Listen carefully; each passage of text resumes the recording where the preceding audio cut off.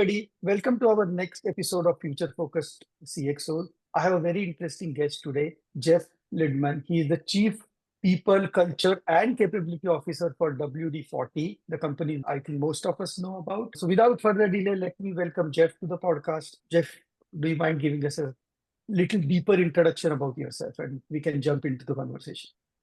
Thank you very much, Jay. I appreciate the opportunity to have a conversation and look forward to learning with and from you.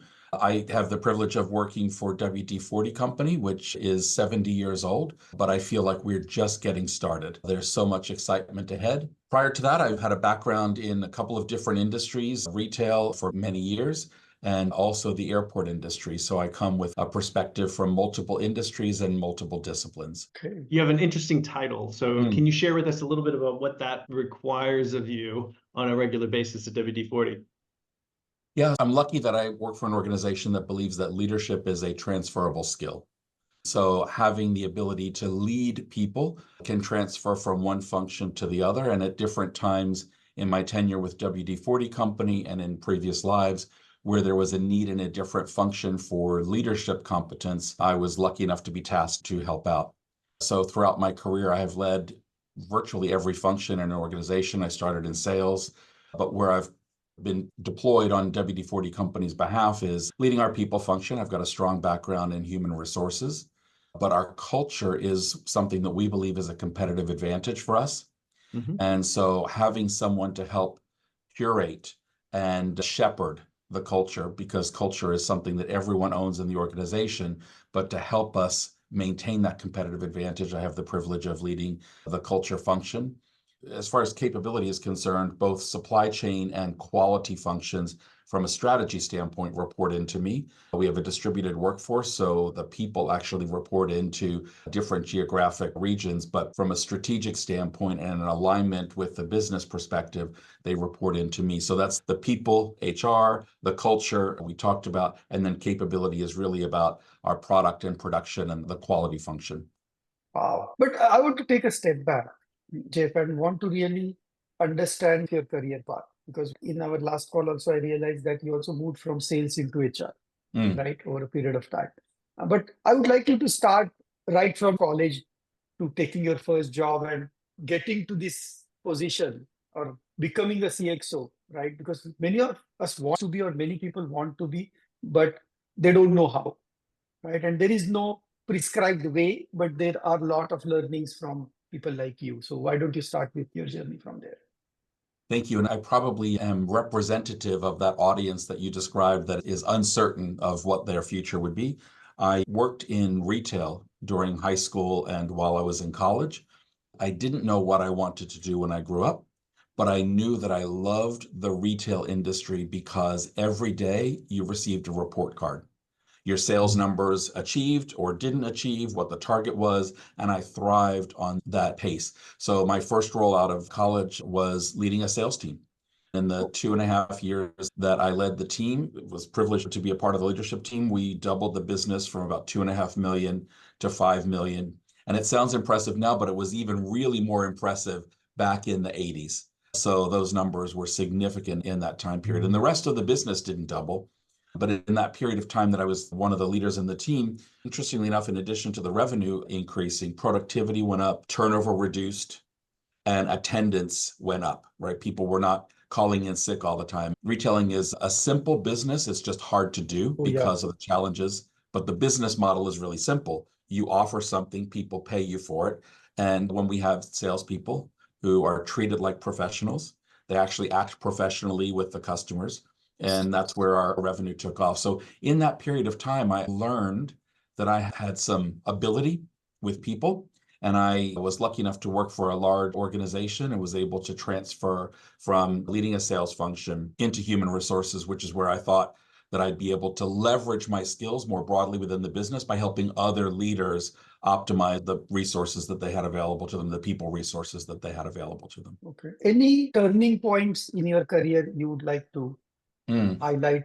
What was that aha moment, or what was that frustration which said, I need to really get out of this? Interestingly, I would share one, and then certainly we could discuss, or you could ask me for others. But the one that comes to mind is I chose HR.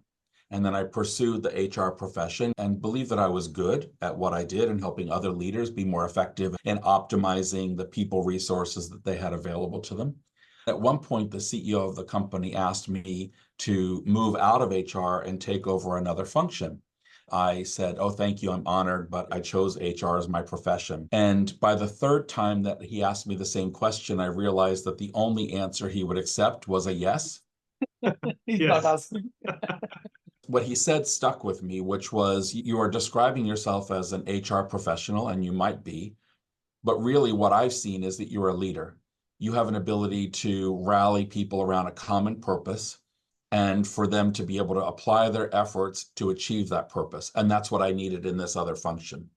Maybe I'm not as bright as I could be because I should have gotten it after the first time, but it took 3 times and we finally got to a yes. It was a great experience for me to stretch myself as a leader. I had a little cognitive dissonance with the concept of leadership, even though I had been in those roles, because I'm an introvert. And when we think of leaders, we think of extroverted leadership behaviors. Always. But I think what I've learned is that my introversion is a superpower. It makes me more reflective. It makes me willing to listen more. It makes me willing to give other people the opportunity to express. And that is valued and appreciated by others. So I think the movement outside of HR to really hone my leadership and seeing myself as a leader was one. And then the other is really realizing that what I would have thought was a weakness early in my career of not being an extrovert really is a superpower for me. Wow. Okay. Wow. Many people say that, including my kids, because I was talking to my daughter and trying to tell her, do business as your major, right? Because she's very good at talking to people and getting into it. She said, no, I'm an introvert. You see me talking, but I really don't want to talk to anybody. But I tell her and make her see this clip now saying that it is a superpower. My introversion is where I get my energy. So thinking time, prep time, being able to read and reflect and prepare is where I get energy. I love people and I care very much about them and I want them to be successful. So when I manage my energy, I take the time to have reflective time, to think ahead, to anticipate how I want to be experienced by people when I go into meetings, etc. That gives me energy. And that energy is something that I share with other people in the room, but do it in a way where it's making it safe for everyone to be a part of the initiative, of the task at hand. Hey, I'd like to pivot on our conversation we had a little bit earlier around WD-40 has some really dynamic people management results. And I'd love for you to share that as things have happened in the environmental world of supply chains and things like that, as that's part of your role. How have you felt or navigated those disruptions, things such as COVID and Brexit and things like that? I would love to hear about that. Let's talk about what WD-40 does really well when it comes to people. And then how has that really been a leverage to move through the disruptions of supply chains? In our 2.5 decades of contemporary culture that we've been curating, the through line of all of it is belonging. Everyone knows what it's like to go to a party, an event, be in a class, play sport on a team where you feel like this is just not where you belong.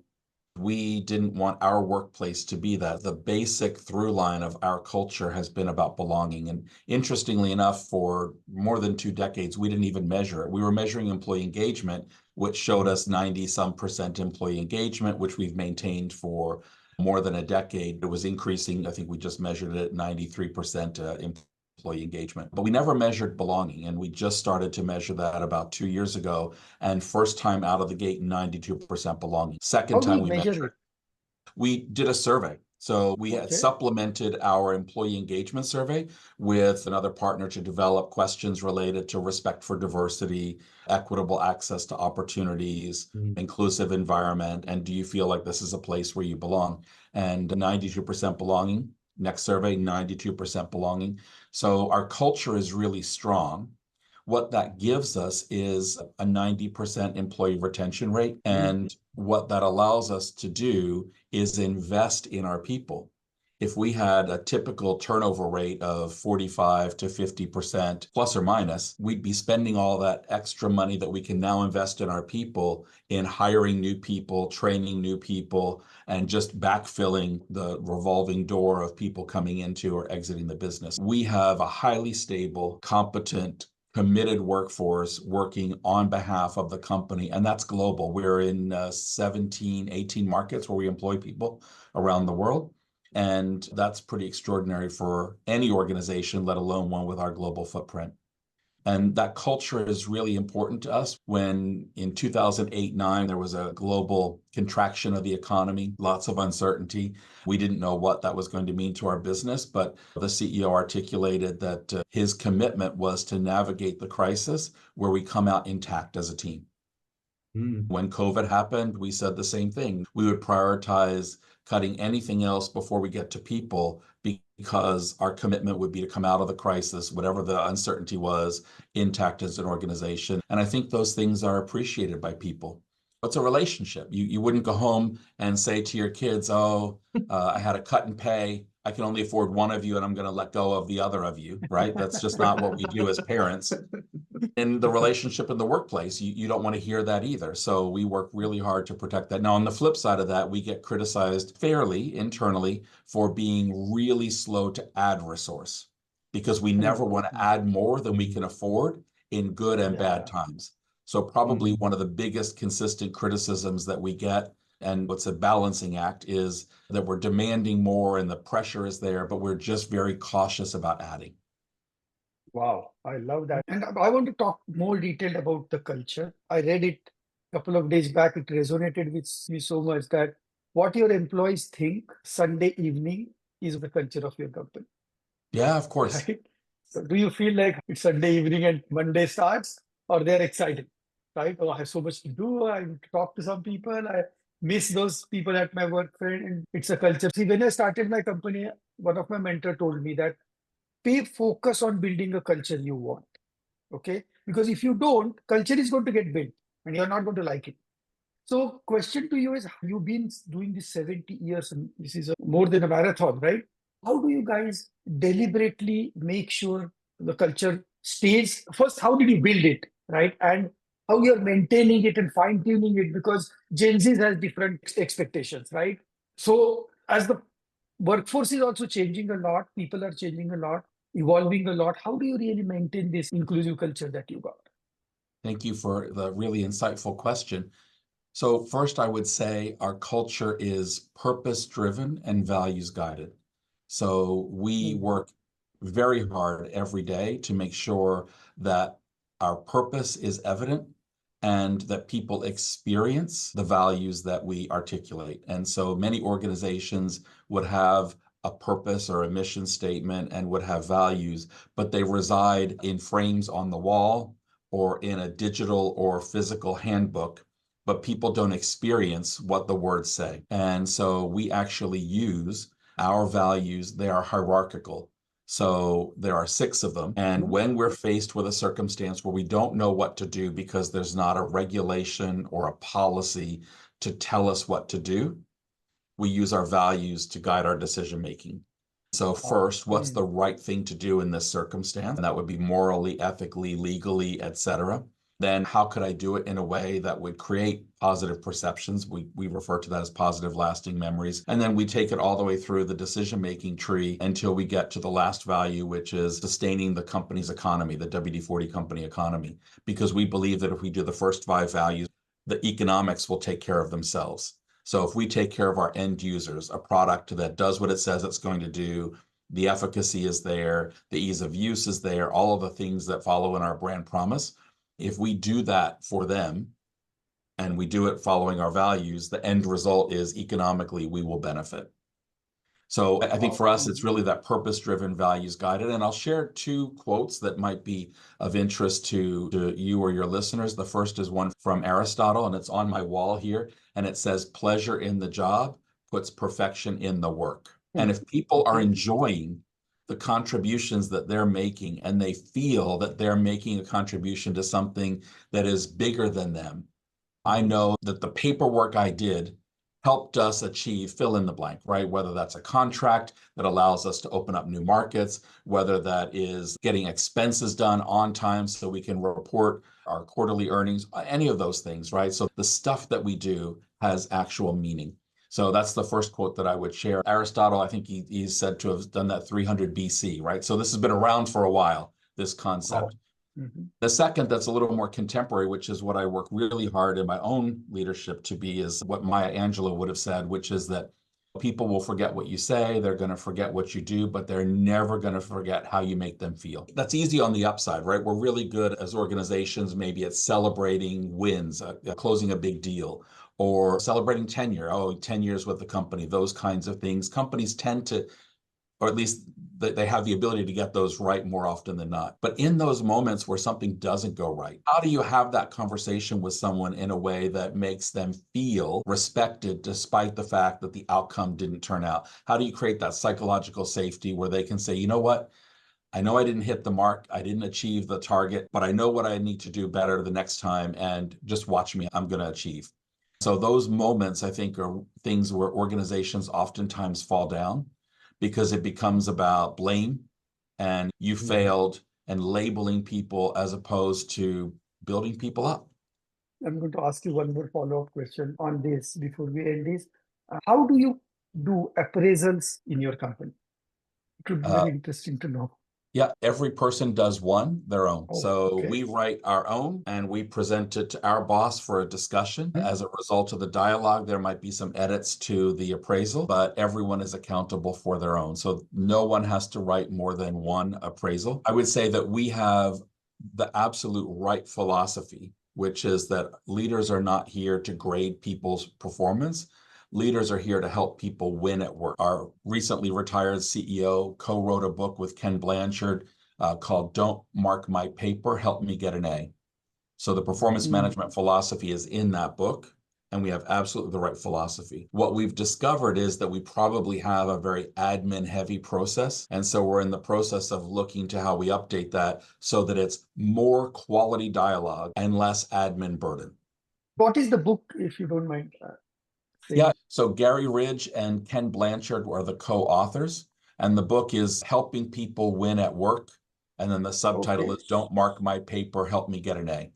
I'd like to expand on that based on back to your current role. Now, you mentioned, and I totally agree with this, do this, help everyone feel valued, help everybody live according to your values in your work, and the money will be there, right? The problem is WD-40 has a growth strategy. And sometimes that's going to challenge people to move into new growth areas in order to achieve that, right? Somebody might reach a level of what we would call a level of incompetence where they can't do the job that they're now being asked to do. And that's fine. It's not a problem with them. It's just the role has moved into new ways. So how are you envisioning your role contributing to WD-40's goals of trying to expand revenue and grow over the next few years? Thank you. It's a really good question. And I remember years ago, I graduated from a leadership program, and at the graduation ceremony, they had a panel of 3 CEOs talking about, one was a serial entrepreneur, and he talked about the hardest thing that he's ever had to do is to sit across from somebody that was there at the startup, sweating and bleeding alongside of him. When they got to 10 million in revenue, the person just couldn't do the job, and having to sit across from them to say, thank you for everything you've done, but you just aren't right for the role now. That is personally very challenging. We work really hard to hire people who have an aptitude for growth. So while they might be competent today, we screen and bring people in that are values aligned. And there are people who sometimes say, hey, this is not for me. I got hired to do this and you're asking me to do that, and that's not for me. We work with them to figure out if there's a different way that we can deploy them in the business, or would they rather work somewhere else because what the business has evolved to is something that they're not comfortable with. I can think of in 8 years, one time where that has happened with an exit. The rest of the time, we've been able to find ways in the business to redeploy people so that their passion can fuel our growth in the new reality that we're building. But for us, it starts with the hiring. That's interesting. It seems like your own experience reflects that, where your boss has voluntold you to go do this thing instead of this thing, because what you bring is what they need, but it's also full of growth for you to have to learn how this other side of the business works. Yeah, that's really Yeah, cool. so we have defined ourselves as a learning organization. And I think what we've discovered is that we do have a passion for learning in the organization. What we're trying to do now, as we look at scaling up for the future that we're building, is how do we complement that natural passion and curiosity that people have and a willingness to learn with a discipline around learning. For instance, we've grown, it took us 70 years to get to roughly 500 million in revenue. We can see in 7 to 10 years that we could double that. So for us to be able to do that at scale, we can't have knowledge in people's heads, right? You can't have to only call this one person to know how to hire. If we just did an acquisition that we shared publicly with our most recent quarterly earnings, we acquired a business in Brazil to go direct in Brazil. And as we build that business up and hire, we can't have to call the person in San Diego to how do I hire, right? We have to have the ability for people to apply our practices in markets at scale. So we're complementing the innate characteristics that our people have, that nimble learning curiosity, with some discipline around learning so we can scale. Great. Okay. I want to move to technology because I'm a technologist at heart. And as technology is significantly impacting all companies, culture, people, everybody, right? Especially with this ChatGPT and OpenAI and things that has come in. So my question to you is that how has technology, particularly AI, has played a role or is playing a role in your company, in the workforce productivity, where it has impacted, and give us some examples of where are you leveraging it and what results are you seeing? Yeah, it's a very good question, and that we are figuring it out as we go along because the Of pace course. of change is happening faster. I remember in the university at the undergraduate and graduate levels, you had change management strategies. We don't have time for a strategy. We have to be changing in the moment, right? It's adaptability in that moment. We have our strategy, our business strategy to get us to that billion in revenue is on one page. There are 4 commercial areas that we need to focus on to grow our business, and 4 areas that will be enablers or magnifiers of our performance. One of which is enhanced systems productivity and through safe and secure systems, right? So we've identified tech as an accelerant to our business. So the way in which we've approached AI, because it's, I would say probably a year ago, no one was really talking about it. It was that distant thing, but with ChatGPT and all of the hype that's happening with AI, it's now here and we're feeling behind. So we're leveraging our competence. So we actually did this series of workshops throughout the organization called AI Exchange, where we invited people in who are already using it, whether it's ChatGPT or others, and sharing their experiences with us. What are you learning? And then people that were curious about it could also sit alongside of their peers and colleagues. And it was hosted by leaders in our IT function to socialize, to share insights. We've got leaders that are taking various courses on AI as part of a strategy accelerant. So we're on a learning journey. What we've also done is communicate our policies related to IP, proprietary information, right? So we shouldn't be typing into ChatGPT, how should WD-40 increase sales if this is your revenue this month? Like, that's not what we put into ChatGPT.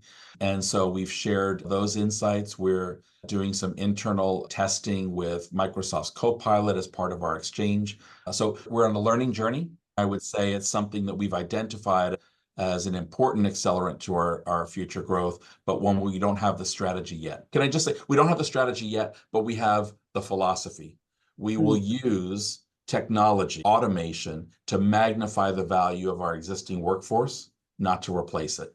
We've been very clear internally that we're not looking to replace jobs. We are looking to magnify the value that the jobs that we have are creating. And maybe this will help us slow demand for headcount growth by making our existing workforce even more productive through the use of automation and technology. So we've got the philosophy. We don't quite yet have strategy fully flushed. Right. Everybody's trying to figure out, right? Early this year, I was at a IDC conference on AI, and some of the CXOs, like Lexmark CTO was there. He presented what they are doing there, and the Skillsoft SVP was there. She presented what they were doing there. And 3 things really came up. Maybe this might be useful to you. Is one, People are using it for customer experience. How do I enhance my customer experience, right? Externally, as well as with my customer experience teams, right? And we are doing that pilot with one of our customers now. It's a winery in Napa. So it's a very different customer, right? But they have 10,000 plus club members and one-time buyers are like 80,000 plus accounts in their Salesforce, right? How do you really do that? That is one big use case that everybody is going behind. Second is definitely the employee productivity. How can I make my employees more productive and inclusive in this AI? And they should not be scared of it that is going to replace my job. But if they don't use it, somebody using it is going to replace them. So how do I make that inclusive part? And what are the productivity gains that I can employ? Those are some of the Gen AI applications that co-pilots, as they call it, people are deploying. Last but not least is all this contract management piece with your customers, right? That's the third biggest area that came up. What are the entitlements? What is the upsell cross-sell capability? How do I service this customer? Who is calling me? Is a person who bought $1,000 worth of merchandise from me in last month, or somebody who's buying 10,000 regularly with me? Because my treatment is different, my entitlement is different, right? I think these are the three main areas, Jeff, that I saw and I'm seeing with my customer. We are doing some pilots into this space right now. The last thing I'd say is the hardest part is doing a pilot is very easy in AI. Taking it to production, deploying it to production, that is the hardest bridge to cross. That is where your hallucination and bias and ethical use of AI, everything comes into play, right? Deploying it. And that is what I learned. I just thought I'd share with you. No, I appreciate that, Jay. You had some really keen insights, and I'm grateful. And I'll share one more with you that I heard, which I think fits into that point, that cautionary point that you mentioned, which is AI is like hiring a new employee. You have to train it. Oh, yeah. You have to provide it with feedback. You have to coach it and redirect it when it goes astray. Maybe you have to put it on a performance improvement plan because it consistently makes a mistake. I think the expectation that we had based on the hype was we would flip a switch and AI would do everything we asked it to do, when in reality, it's exactly what you said. But for me, that brought back to it's what we teach our leaders and how to set up a new employee for success. You don't just put them at their desk and say, now work. You show them around, you orient them to the business, you show them how to do maybe something they have skill and competence in doing elsewhere, how to do it within your organization. Then you have to keep giving feedback and redirect in order for that person to be continually, iteratively better in their current role. So that was a really helpful insight that I took away from a conference that had me realizing that our leaders have the ability to do that with people, but how do they do that with technology? That's a very good insight. Thank you. I would love to bundle those two things, the conversations together, where we have this conversation around how you're not letting technology eliminate employees, right? That's a huge approach for creating psychological safety for that. But at the same time, technology is, as companies, employees get older and tenure, it's harder for them to adapt, right? And they're just not as interested. And I imagine because you don't turn over employees, you have a large group of baby boomer workforce, people who've been there a long time. How are you approaching the knowledge transfer with a large movement of employees that will eventually just exit because of retirement as opposed to exit for any other reason? Thank you. It's a really good question. I don't have a simple solution that if you just deploy this technology or acquire this resource that it works. But we work really hard to make sure that one of our values is succeeding as a tribe while excelling as an individual. We refer to ourselves as a tribe, which is you're born into a family, or maybe you marry into a family, you play sport on a team, but a tribe is really a place where you belong, where at an anthropological level, there's a definition of tribe, a group of people that feed and protect each other. And that's how we've worked. But nonetheless, it's about how to excel as an individual, but collectively bring all of us forward. So there is a willingness in our organization to share insights, to not have the knowledge of how to hire people in one person's head, or not have the knowledge of fill in the blank, whatever it is. Our leaders also do this thing, and I think it fits into a question that Jay asked earlier about culture. We have this concept called dwell time. When I first joined the organization and was working in Europe, the managing director said, based in the UK, I could fly into France for a meeting, have the meeting and fly back and be done in a day. But I'll fly in, have the meeting and stay for dinner, because at dinner, those conversations with the people in the field I learn more at those dinners than I learn in the meetings themselves. It could be a full day meeting, but that dinner is where you learn more about what's really happening in the business. I think that because our president and CEO, our managing directors, our division presidents, and then cascade that down, tend to follow in this dwell time concept, it really does allow for shared insights and then also greater connectivity, because maybe I'm sitting with someone in France who's dealing with something and I say, hey, I heard this in this other meeting. And I can think of a time where I was in a meeting in Italy with the commercial team who were wanting to expand our product WD-40. The multi-use product is like the Coca-Cola. And then we've got a range of other specialized products that would be like Coke Zero, Diet Coke, Vanilla Coke, etc.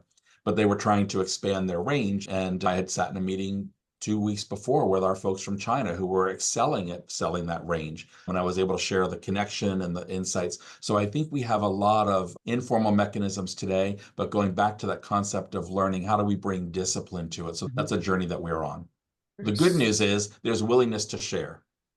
And then maybe I would just share one other thing that it's come up a couple of times in this conversation about generational differences. There are differences, broadly speaking, but I learned a long time ago that I cannot say something like all women are or all men are, because I'm going to be wrong. And so saying all millennials or all Gen Z or all baby boomers. So what I focus on is, what do we have in common? And every person, whether I'm new in the workforce, Gen Z, or whatever comes next, Gen A, or whether I'm a baby boomer or even a traditionalist, everybody in the workplace wants to do meaningful work. They want to know that their contribution matters. And so all of these things that involve change and dynamism, if we can help people stay connected in the contribution that they made, actually made it possible for us to do X, Y, Z after the fact, and enabled us to achieve targets, that's really powerful. While there's lots of difference in the workplace, and we could slice differences any which way you want because people are so complex, the one thing that everybody in the workplace has in common is they want to know that their contribution had meaning and is appreciated. Human aspect to all of these variations is so nice, Jeff. I think I've learned so much this time that I'm going to implement some of this in my company, because we have a very deliberate collaborative culture. We are a high technology company, right? And technology is continuously evolving, and not everybody knows everything, right? So the culture we have is that it's okay if you don't know something. It's not a bad thing, right? Ask it. Other people helping you is what we want, because ultimately we want our customers to be successful, right? And ultimately people do this collaboration because they want to learn. If I put somebody in a technology seat which he has not done it, but somebody experienced person is helping him, he is all about learning and learning what actually motivates them. Because in my company also, I have almost zero attrition. I'm very small, just 7 years old, not 70 years old. But I take a lot of pride into that, because people believe in doing a meaningful work. They are learning every day. They love the co-workers, right? There is no hesitation of calling me and saying, Jed, I've not done this. You gave me this, but I've not done this, right? And this customer is asking me, what do we do? We collect. And sometimes everybody has to do. And we are transparent to the customer also in that case. Right? A lot of our customers appreciate that, saying that you openly told us that we are going to try, this is the best way we are going to do. So we are going to start with a POC, then we are going to get into production. We are not going to directly jump into it. We'll do POC at our cost, right? But I think from our culture perspective, I love what you said about purpose-driven and value-guided. That is such a nice statement. It's going to be behind for sure next time you talk to me, but I loved it. Sujit, thank you so much for your time. One last question I ask everyone, and everybody of our viewers are very interested to know about it, is what advice would you give, right, to people to become good leaders, become these future-focused CXOs, right? Thank you. I've really enjoyed the time. One thing that pops to mind, and I reference some of it in my own journey, is to get comfortable with yourself, to know yourself.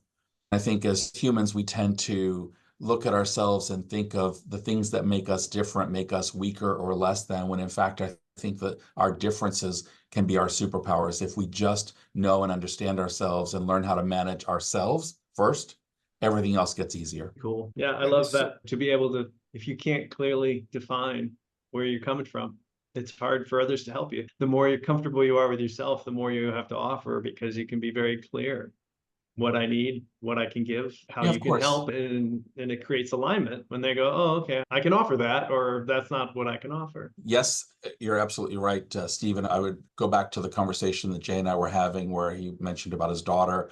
And for me, understanding introversion and understanding what gives me energy and what takes energy from me, I can manage my own energy.